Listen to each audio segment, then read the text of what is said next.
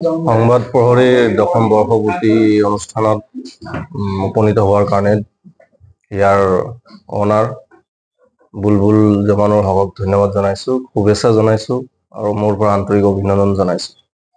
বুলবুল জামানুৰক মই 2004 চনত ফাৰ্ষ্ট হাউলিত লগ পাইছিলো আৰু তেতিয়াৰ পৰা আজি 2025 ইমান দীঘলীয়া এটা পৰিক্ৰমা সি অতিক্ৰম কৰি আহি আজি ইমান ডাঙৰ এটা অনুষ্ঠানলৈ পৰিণত হৈছে। তাৰ কাৰণে এই মাজত যিমান সংগ্ৰাম কৰিব লগা হৈছে, যিমান সংঘৰ্ষ কৰিব লগা হৈছে, গোটেইখিনি অভাৰকাম কৰি আহি যে এটা ডাঙৰ হেৰিলৈ উপনীত হৈছে, তাৰ কাৰণে তাৰ কষ্ট, তাৰ পৰিশ্ৰম, তাৰ সাধনা গোটেইখিনি শলাগ লৈ তাক পুনৰবাৰ শুভেচ্ছা জনাইছো।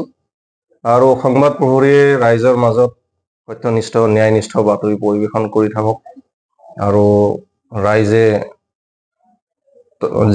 যিবিলাক বৰ্তমানৰ প্ৰচলিত মিডিয়া ব্যৱস্থা আছে তাৰ বিপৰীতে গৈ এটা অনন্য ধাৰাত পৰিণত হওক তাৰে কামনা কৰিছে।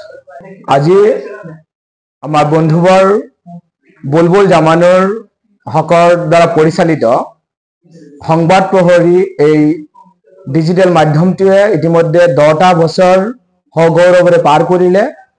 অনাগত দিনৰ এই যাত্ৰা সংবাদ জগতৰ এই যাত্ৰা তেওঁৰ যাতে আৰু বহুত সফলময় হয় তাৰ আমি আন্তৰিকতাৰে কামনা কৰিছো।